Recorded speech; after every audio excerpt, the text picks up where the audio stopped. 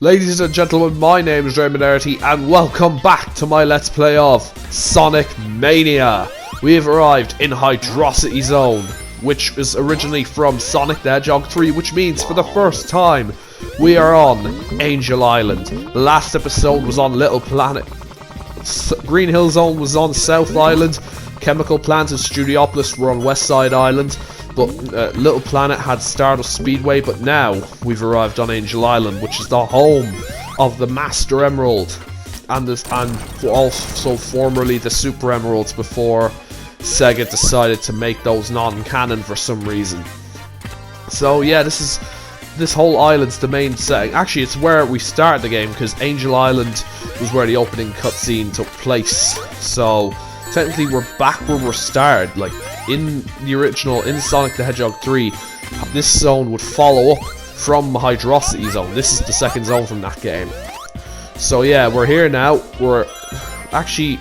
This is actually the halfway point, and my next video is going to be a very special one, because after this, my next video is going to be video number 100 for me.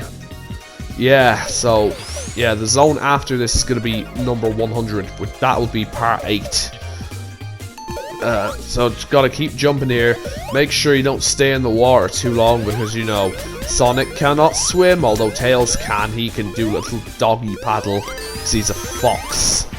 So go down here, ride on this gondola. Hey, I got to ride on the gondola, and you gotta pull these chains every now and then to keep the gondolas going. And yeah, your best thing to do is just keep all your weight on the front. And oh shit, no, don't do that. Oh my god, look how fast I glitched that. And fun fact: if you hang on in the older versions of this game, if you held on to the chains inputted the Sonic 3 debug mode code, left, right, up on the D-pad, then you'd have been able to hear a sound effect from the YouTuber called Video Game Donkey, when you went on those things that grab you and like make you go fast. Those sort of things would have been something like I think it was like that. But unfortunately, after a while, Sega decided to have it removed because I believe they didn't want it in the game. Even though the developers must have been fans of Video Game Donkey. I'm actually a fan of him as well. He makes some funny ass content, it's all pretty original as well. Won't be the last time I mention the name of a YouTuber who's covered Sonic stuff in this series, because there's more of that to come in a future zone. But I'll get to it when I get to it. So anyway, that's a big thing. You have to use these levers to increase the amount of water and decrease the amount of water throughout the stage. It's kind of like the water temple from the Legend of Zelda Ocarina of Time, actually, in a way. Except not as annoying, because it's a lot more obvious which ones you should pull. And these bubbles, these are actually originally from the 8-bit version of Sonic the Hedgehog 2, which was originally released on the Sega Master System and Game Gear, but the Master System version was European only. So if you're American, then you would have only been able to get that version on the Wii Virtual Console, but now even that's gone. So the only way you can play Sonic 2 8-bit is like through collections and all, and that's the Game Gear one, which has screen crunch. So that's where the bubbles originated, and that was in a few other games, but now it's back here in Sonic Mania. And make sure you don't get hit by those gems; they will poke out of the floor and do shit. So alright, just gotta go down here, keep moving constantly. Oh, well, yeah, that was a good dose of speed. And actually, something I have to say about Sonic 3. The reason this year is actually the 10-year anniversary of the last time Sonic the Hedgehog 3 got a re-release at all officially from Sega, which was the 2011 Steam release. Yeah, the reason it hasn't been re-released often is because of something that happened in 2009. Because in 2009, one of the main composers of Sonic the Hedgehog 3, Michael Jackson, the King of Pop, died, And as a result, Sega had some legal problems with the Jackson estate about the ownership of some of the music composed for Sonic 3, because he did compose some of it. It is, like, known. It was initially just thought to be just a rumor, but it's been confirmed, because basically Jackson's whole team from, like, the Dangerous album worked on it, including Brad Buxer, Bobby Brooks, C. Scirocco Jones, Doug Jones III, and other people who were on his team and who'd produced stuff for him. He composed a good bit of the music, but luckily Hydrocity Zone's music is not one of those tracks, which means like Sega can use it these days, unlike zones like Carnival Night, Ice Cap, or Launch Base. Like with Carnival Night and Ice Cap, when Sega put Sonic in LEGO Dimensions, they actually had to replace the music for Carnival Night Zone and Ice Cap with sound-alike songs because of Michael Jackson's team being involved in the composition of those tunes. So, oh god, there's the sound of me drowning, and oh god, wait, oh wait, no, Tails is drowning. Okay, goodbye Tails. Oh god, that's sad seeing Tails drown, but yeah, that's the reason why Sonic the Hedgehog 3 and Sonic and Knuckles also, as a byproduct, because it's the second half of Sonic 3, have only been re-released twice since the death of Michael Jackson in June of 2009. Once on the Sonic Classic Collection on the DS, and then the other time was Steam in January 2011, and yeah, now it's been a decade since. So this boss is actually really unique. It's based on the boss of Hydrocity Zone Act 2, the original one. What you'd do in that is you'd be on the floor and you'd have to avoid Eggman's whirly thing by jumping on the currents and bashing into the thing, but in this, the roles are reversed. You're now in the Egg-O-Matic and you have to lift Eggman up into the propellers and damage him. So yeah, this is actually honestly pretty good boss design.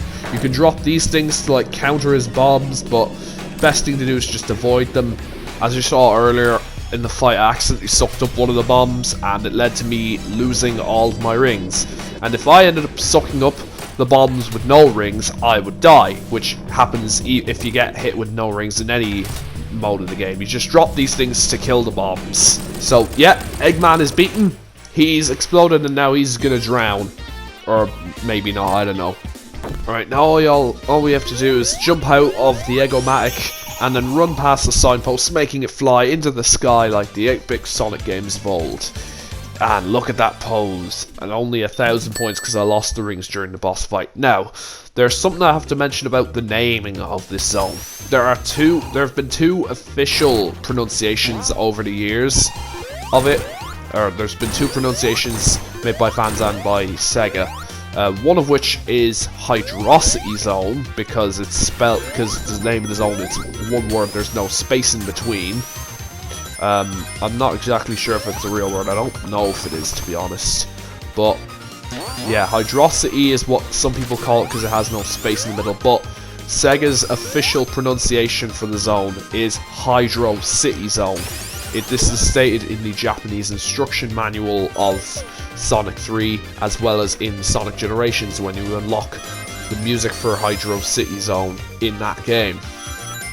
And it's been, like, honestly, the name Hydrocity makes more sense because, as you can see here, this area all looks like ancient ruins. Like, ruins of an ancient city with all the pillars and the walls and everything. It has an almost Atlantean feel to it, in my opinion, with the water and all the relics and everything, the design of the walls, the amount of green and all. I think that kind of seals it for me as kind of being like Atlantis. So it's kind of, and when you think about like what could have happened in like what could have, like, the history of Angel Island in terms of the Echidna tribe that used to live there, like, you realise that if you look into it, Hydrocity Zone could be one of the most interesting zones in the entire Sonic franchise. Oh yeah, and you just saw Tails running backwards there. That's something you can do in this fast section here. So yeah, that's something. Another thing that was shown earlier was that if you look at the back of Tails, like for like a split second or whatever, his tails will look like a big ass.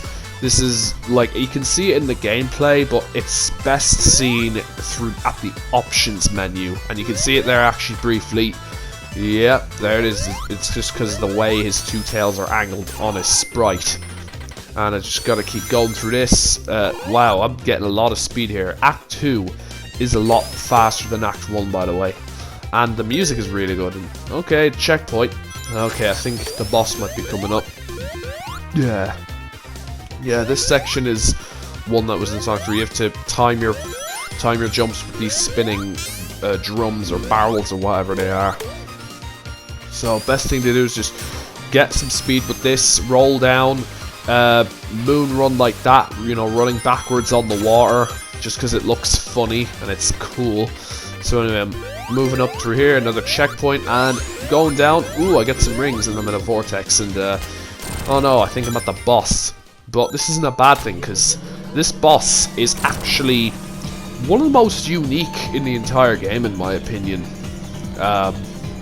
Yeah, like, because you have to, what you have to do is smash these things into Eggman. You have to, like, you have to activate other objects to beat him. You can't actually damage him yourself. But also, like, the fact that because of this, you can't really cheese the boss as Supersonic. Also, I have an interesting thing to say, like, one other interesting thing to say before this phase of the boss is over. When I was rendering it in Share Factory the first time, I'm actually redoing this bit in the commentary. First time I rendered it, it was going so fast I couldn't actually see the blades moving, so it just looked like they'd glitched and they'd just stayed in one place. But anyway, this phase of the boss is now over, and we're now going to move on to the mini boss from the original Act 1 of Hydrocity. Okay, best way to cheese this boss, no, it's not to lose your rings. Hit him while he's going down in there, and then just do this, bounce on him repeatedly while you're out of the water, and he'll be easily defeated. Thank you all so much for watching this video. Could you all please like this video, share this video, comment on this video, subscribe to my YouTube channel, subscribe to my Storyfire account, follow me on Twitch, and send me a friend request on Steam if you want, because the next video will be coming out Saturday, because my next video and the next part of this Sonic Mania Let's Play will be my 100th video spectacular!